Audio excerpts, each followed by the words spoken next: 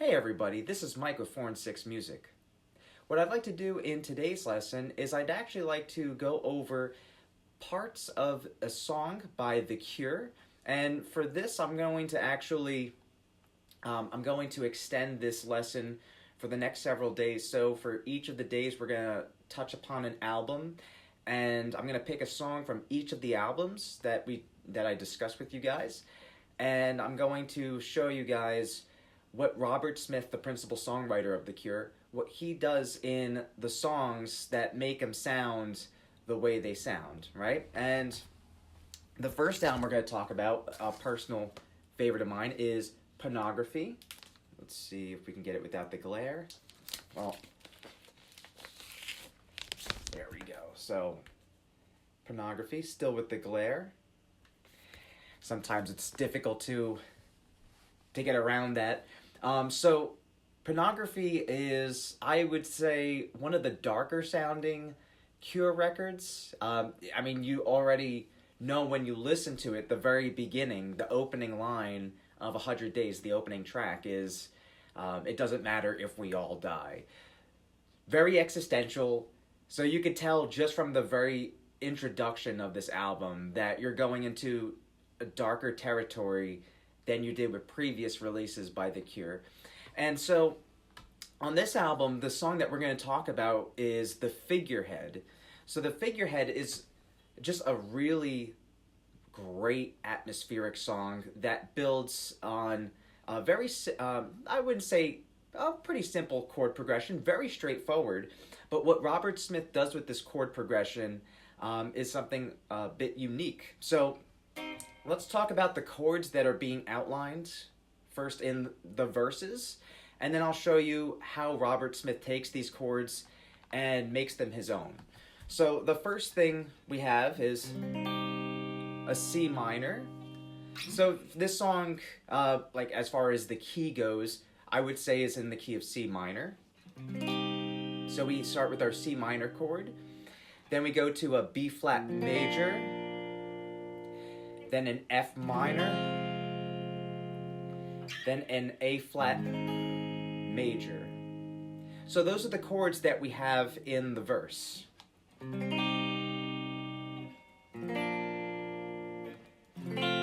Oh, sorry. F minor, there we go. Don't know why I was playing F major. Just like that. But when you listen to the song, the chords don't sound like that. Of course, when he's playing the chords, he's not playing them harmonically.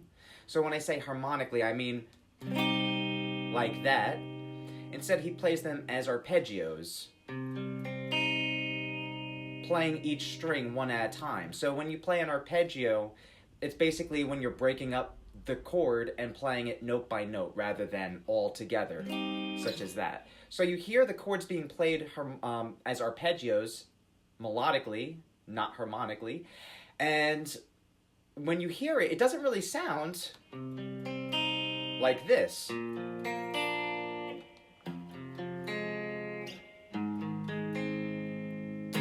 The basic idea for those chords are there, but the arpeggios sound a bit different. So let me play the section of the song where we start to hear that chord progression in full, because the thing that I really like about the song is it's a slow burn, and we start off with the drums, and then the bass, and then the guitar playing the C minor arpeggio that's being played in this.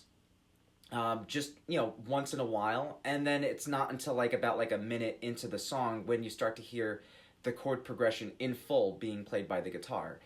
So when we hear this, it's going to sound a little bit different than the chords I outlined. So let me play this, and then we'll go over exactly what Robert Smith does with those chords to change them from the chord shapes that I showed you guys.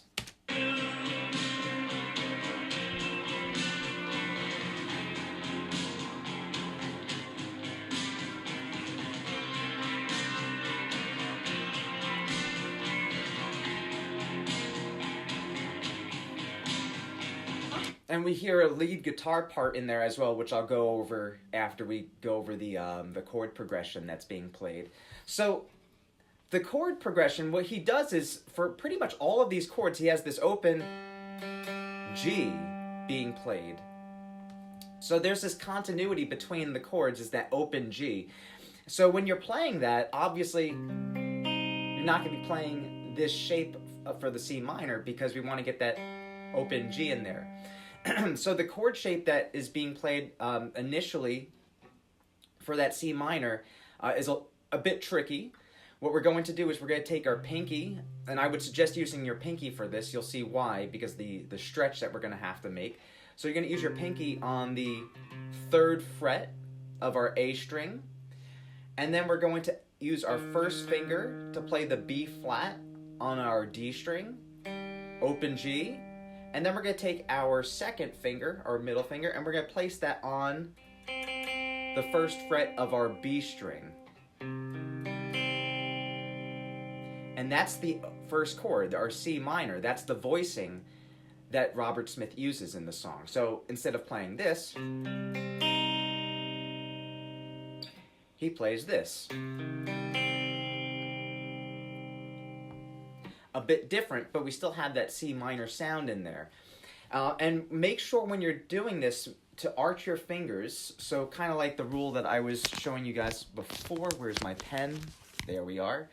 Just like the rule I was sharing with you guys in one of my past videos about major chords, open major chords, and common mistakes with playing chords. Make sure your fingers are arched, and you should be able to stick a pen in between your finger and the neck, right? That's super important, because if your fingers are very close to the fretboard, this chord is going to be very, very difficult, if not impossible, to get out nice and clean, especially that G note, that open G. That's the big one. That's going to be difficult if you're not arching your fingers. So you want to make sure you're arching your fingers using the very tips and placing those tips onto the fretboard. That way it's much easier to get all the notes out. And the important thing is that these chords, the strings themselves in the chords have to ring out. So you're not playing them like that one at a time, and then the sound just dying out, going from one note to the next. Each note has to ring out as you're going from one to the next. So that's super important. After the C minor, we go to our B flat major, but again, we're not playing that. We're going to be playing pretty much the same exact thing, but we're going to play that open G with the chord. So we're basically going to take this shape, and we're going to be playing every single note except for the 3rd fret on the G string. Instead, that's going to be our open G, but we're going to keep our fingers on the other frets and other strings for that chord. So our first finger is going to go on that 1st fret on the A string, 3rd finger on the 3rd fret of the D string, and then the pinky on the 3rd fret of the B string. And again, our open G. So when we play that, very nice sounding chord with that open G. And then the next chord, again, is our F minor. But the interesting thing about this is when we play this, we actually, we don't play the open G anymore. Instead, we play the open D. And we're going to keep that same shape that we kept for the B flat major, except we're going to be moving that same exact shape down one string. So when I say down, I mean down sound-wise, not down as in geographic-wise, where you're going down the strings like that. So if I'm going this way, I would say I'm going up one string. If I'm going this way, I would say I'm going down one string. Because again, we're talking about the sound. We're going down in sound. And we're going to keep that same shape from the B flat major to our F minor. And again, we're not playing that open G, so there's a little bit of a difference for this chord. We're going to be playing the open D, our 4th string. A little bit different. And then the next chord is going to be our, again, A flat major. But for this one, we're going to be placing our pinky on the 4th fret of our E string, our ring finger on the 3rd fret of the A string, and then our first finger on the 1st fret of the D string, and then our open G. So for pretty much all these chords, we had that open G, except for that exception, our F minor chord over there. So when we put all of this together, that chord progression is going to sound like this. Well, let me try that again.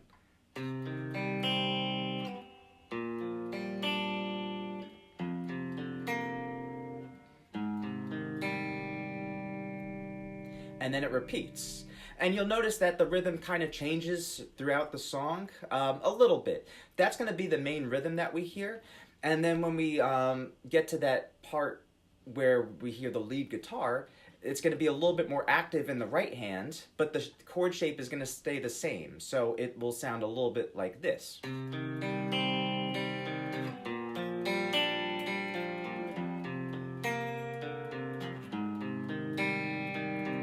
So we're going up and then back down when we're playing that. But again, the chord shapes themselves are the same. Now let's talk about the lead guitar part. So the lead guitar part that's happening over that, like I said before, we're in the key of C minor. So the lead guitar part is basically taking the notes from the C minor scale, and we're going to be playing it all pretty much on the B string, the hot string. So whenever you think about what string you should use, especially between the E and the B string, my suggestion would be to play on the B string. And you'll notice that when Robert Smith is playing a lot of his lead parts, he does favor the B string compared to some of the others, compared to that E string. And the reason why is because the B string just sounds a little bit fuller, whereas the E string sounds a bit flat. So if I take, I'll just play 3 notes as an example.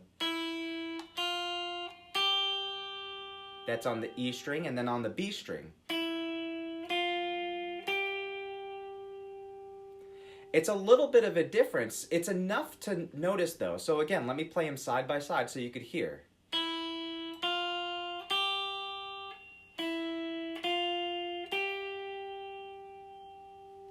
So it sounds a little bit thicker on the B string. So again, my suggestion would be if you're choosing between the E and the B string for playing a lead part, try to play it on the B string. You'll have to use the E string, you know, you'll have to.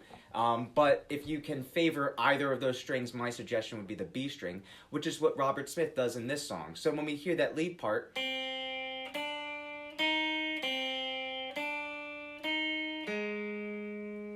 that's what we initially hear. Very simple, very straightforward. We're just playing the roots, second, and the flat 3, repeating that, and then going to our A flat, our flat 6 in the C scale, the C minor scale. So we're just playing, again, just 4 notes from the C minor scale, and that's the thing I really like about Robert Smith's songwriting, is that it's not overly complicated. It's very simple, very straightforward, but it's very memorable and catchy. Even for an album as dark sounding as this one, and as melancholic as this one, it still comes across as great songwriting, just like what we hear in some of the more pop-oriented albums from The Cure, such as The Head on the Door. So again, that lead part is just playing that C minor. And we have variations on that throughout the song. Now, the last thing I want to touch upon, because we do hear this progression throughout most of the song, but there's one part, well, a couple parts, where the chord progression changes, and it's very apparent that it changes, because pretty much for 2 minutes, you're hearing that progression that we went over before, and then, after 2 minutes, it suddenly changes. So we play that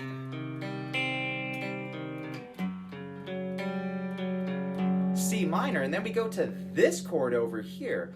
So this chord is pretty much an F sharp power chord.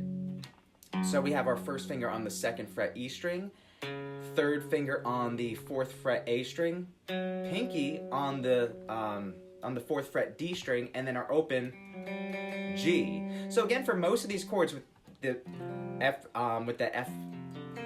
minor being the exception, pretty much for all these chords, we have that open G over there. So that connects all of them together. So again, we have that C minor, and then that F sharp power chord with that open G. And the reason why we have that the reason why that brings us out when we hear that chord is two reasons. So the first reason is that our ears, as we're listening to the song, is already becoming accustomed to this chord progression that is being played, where it's the same thing over and over again like that, and then all of a sudden it changes, and we don't know it's going to change because the first chord is the same, and then all of a sudden we have that very stark difference compared to the progression that was played previously. And the second reason why that's very noticeable for the listener is because we have that open G, and we have the F sharp here and here. And if I play the F sharp with the G together, it clashes. So this is what we call dissonance. And dissonance is pretty much two notes that are usually very close together in sound. And when you hear that, you have this tension that it really wants to resolve. And that's the thing, is when you're playing a chord progression, we talked about this with the jazz lessons, the 2-5-1s over there. When we're doing a 2 minor to a 5th chord, our dominant 7 chord, that dominant 7 chord has tension to it. There's some dissonance to that chord, because otherwise that resolution doesn't have the same impact as it would. So we want to make sure that when we're playing and we're resolving from some tension. And that's pretty much what we have over here, is that tension, then back to that C minor, and then back to that tension over there. So it's kind of going back and forth between this melancholic minor chord to that real dissonant sounding tense chord. And again, it brings us out of the previous chord progression that got our ears accustomed to that movement. So that's the figurehead, and again, that's just, for the most part, what's being played throughout the song. The lead guitar part does change when we do hear that change over here. So you hear,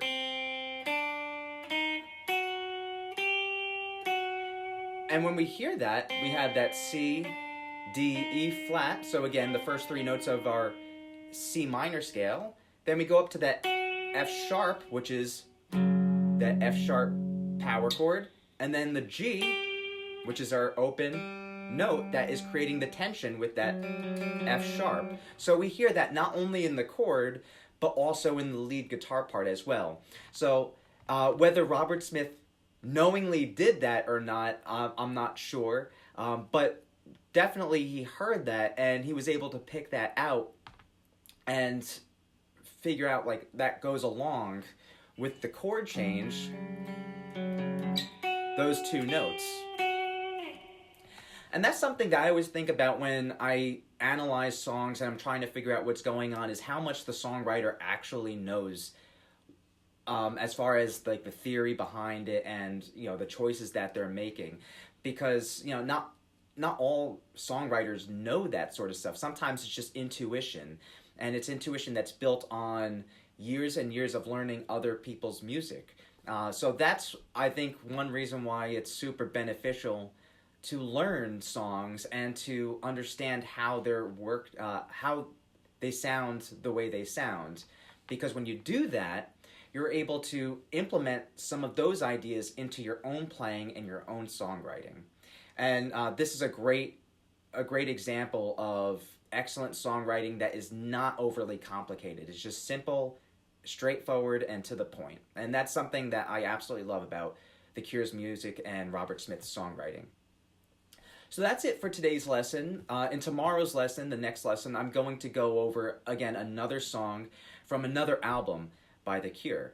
So I hope you guys enjoyed that lesson. If you'd like to book a private lesson with me at 4 and 6 Music, you can fill out the booking form in the description box below, and I'll get back to you within 24 hours. So I'll see you guys in the next video. Have a good one. Rock and roll.